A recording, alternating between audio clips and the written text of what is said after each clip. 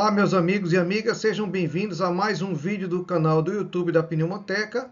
Meu nome é Gilvan Cruz, eu sou pneumologista pediátrico e vamos discutir um artigo aqui sobre pneumologia. Eu peço a você que dê um joinha, que dê um like aí no nosso vídeo e que convido você também a seguir o nosso Instagram, @pneumoteca, e a conhecer o nosso site pneumoteca.com.br. E vamos começar o nosso artigo. Esse é o nosso artigo de hoje. O título é a remissão clínica após a descontinuação com o uso de imunobiológicos em pacientes pediátricos com asma grave apenas. Essa é uma série de casos de um centro terciário de atendimento em pneumologia. Esses são os autores, a quem nós sempre agradecemos aqui a realização do artigo, uma vez que traz conhecimentos para nós aplicarmos no dia a dia, e eles são aqui do Brasil, da Universidade Federal de Porto Alegre e da Universidade Católica do Rio Grande do Sul. E esse estudo foi publicado agora em 2024 no Jornal Brasileiro de Pneumologia.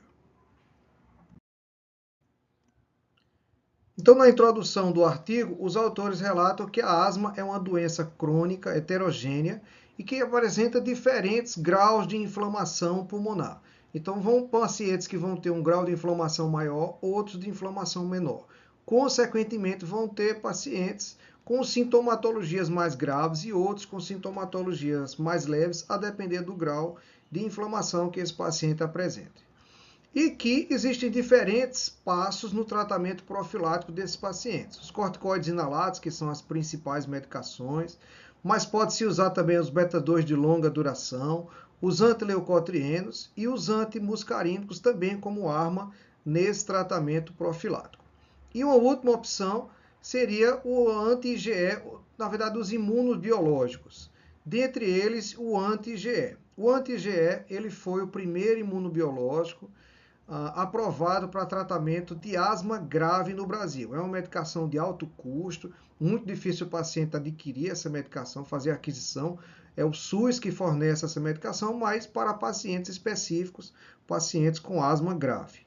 A literatura mostrou que existe uma melhora importante na sintomatologia de pacientes com asma com o uso do anti-IgE e que essa redução promove redução no número de exacerbações, redução do uso de beta-2 de curta de medicação de resgate, de visitas ao pronto-socorro e que existe a possibilidade de remissão. Isso é, de o paciente que era grave passar a não ter mais sintomas ou ter muito poucos sintomas. Isso classificaria como a remissão dos sintomas de uma doença. Aqui é só ilustrando o GINA, esse é o GINA 2024 para pacientes acima de 12 anos, e aqui temos os passos do tratamento. Você pode ver aqui, ó, uso de corticoide inalatório, com resgate com os beta-2 de curta duração, antileucotrieno e assim por diante. Mas o que eu quero mostrar a vocês é que o anti-IgE, ele está aqui no passo 5, ó, ele é o último passo para tratamento de asma, são as últimas medicações, até porque ele tem um custo muito elevado, muito difícil o paciente poder adquirir, é o SUS que fornece essa medicação. Tanto aqui nessas duas opções que a gente vê, é sempre o passo 5. Quer dizer, é uma medicação que ela é prescrita por especialistas, mas eu trouxe aqui porque é importante que toda a comunidade da área de saúde conheça que existe essa opção de tratamento para esses pacientes e qual é o resultado que eles podem trazer.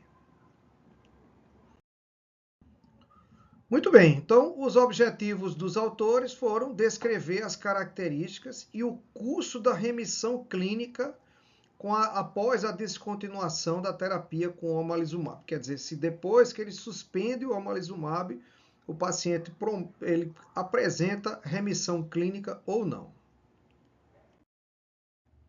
Então, as características do estudo é uma série de casos, quer dizer, não chega a ser uma coorte, mas ele acompanhou os pacientes.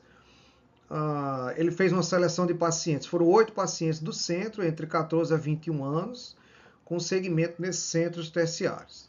E uma idade média de 17 anos e 2 meses. O período de tratamento, os pacientes em curso do omalizumab entre 2012 e 2018, foram coletados dados da doença dos pacientes usando os critérios do GINA, que é a Iniciativa Global para a Asma, que todo ano eles lançam atualizações sobre essa doença. E a metodologia que foi aprovada pelo Comitê de Ética lá do serviço deles. Então, ele considera a falta de controle da doença, segundo o GINA, com 2 ou mais exacerbações ao ano, o uso de corticoide oral ou de hospitalização e a persistência de limitação ao fluxo de ar. E a remissão clínica da doença foi considerada a ausência ou sintomas não significantes, né? Ou não tinha sintomas, ou os sintomas eram muito poucos, digamos assim, e num período de 12 meses anteriores ao que foi abordado os pacientes. Então, na classificação da asma, todos os 8 pacientes foram classificados como asma atópica grave. Essa parte atópica foi diagnosticada pelo prick test positivo. Os pacientes apresentavam sintomas sem controle, com obstrução grave ou média pelo VF1, que é o volume expiratório forçado, no primeiro e segundo, e que apresentavam hospitalização no ano anterior ao uso do anti-IgE. 6 pacientes têm rinite alérgica associada, batendo com um dado que mais ou menos 70% dos pacientes com asma têm rinite alérgica, e 4 pacientes com sobrepeso, que também tende a piorar o quadro de asma. E o número de homens e mulheres foram semelhantes.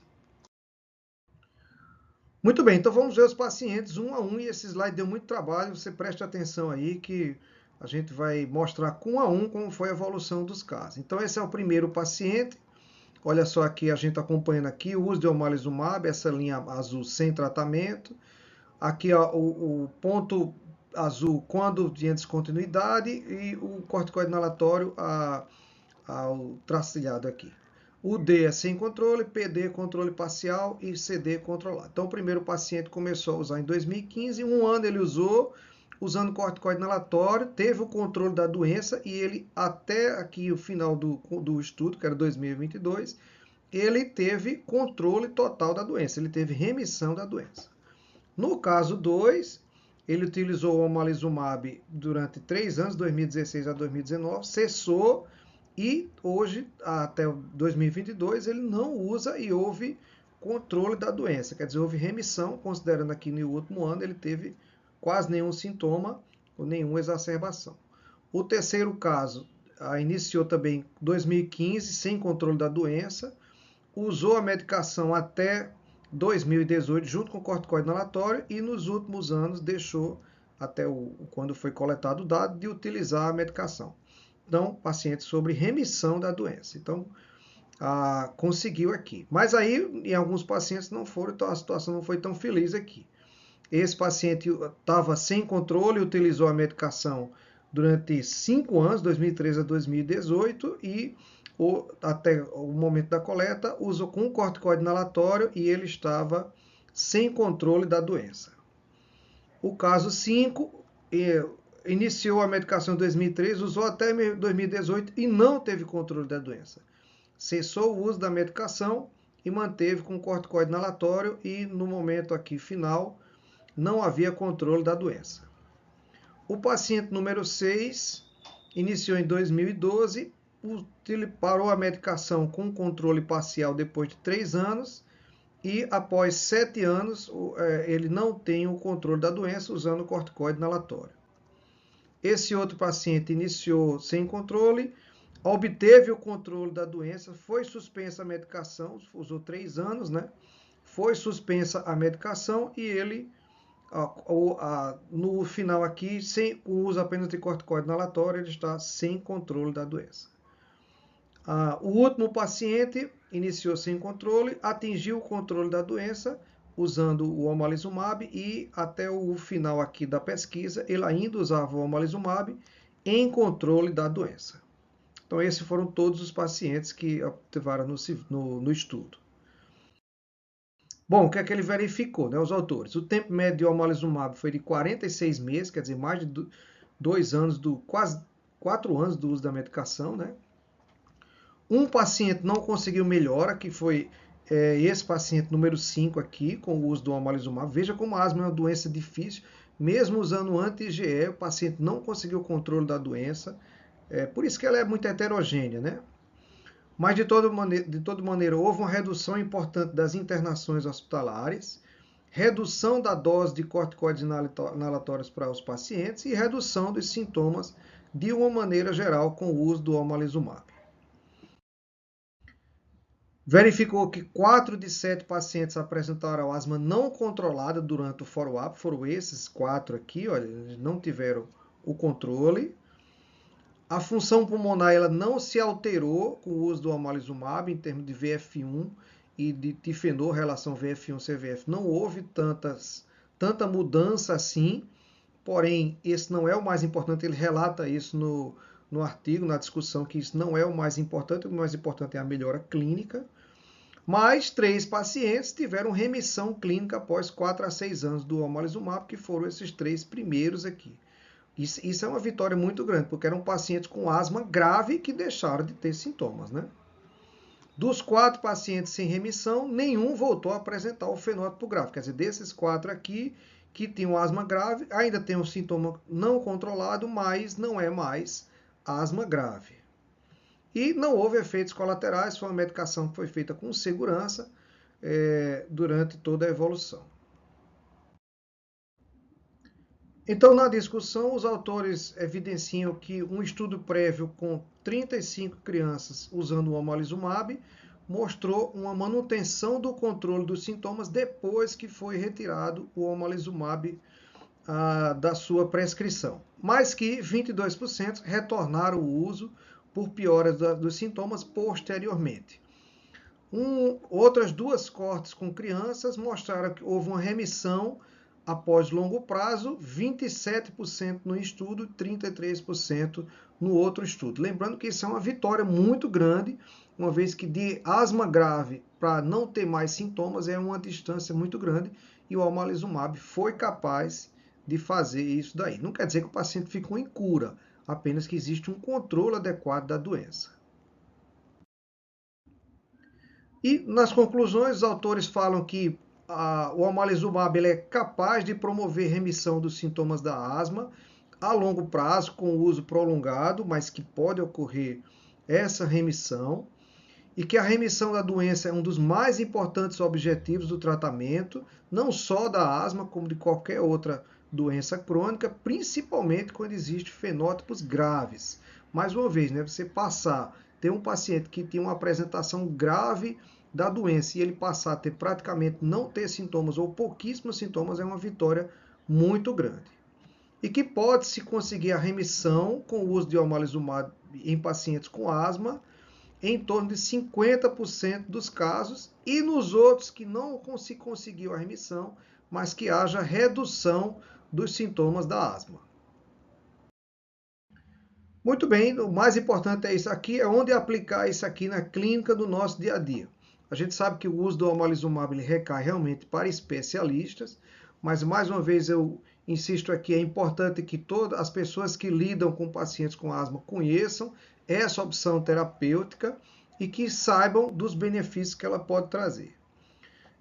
É importante o conhecimento dessa terapia para asma grave e de difícil controle, né, como eu disse antes, e que o omalizumab, o anti-IgE, é uma opção de tratamento para asma em pacientes que têm IgE elevado e que não têm uma boa resposta ao corticoide inalatório, ao uso de broncodilatadores de longa duração, os LABA, e ao uso de antileucotrienos.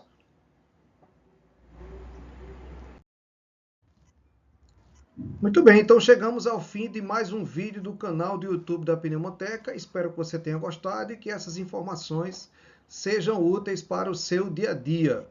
Eu peço a você que dê um joinha, que dê um like, já que você assistiu o vídeo, que isso vai nos ajudar sempre a manter a produção dos nossos vídeos e trazer o conhecimento aqui para os profissionais de saúde. Convido a você a seguir o nosso Instagram, @pneumoteca, e venha conhecer o nosso site, pneumoteca.com.br. Lá tem muita coisa falando sobre pneumologia, sempre para o clínico. Então, meus amigos, até a próxima semana.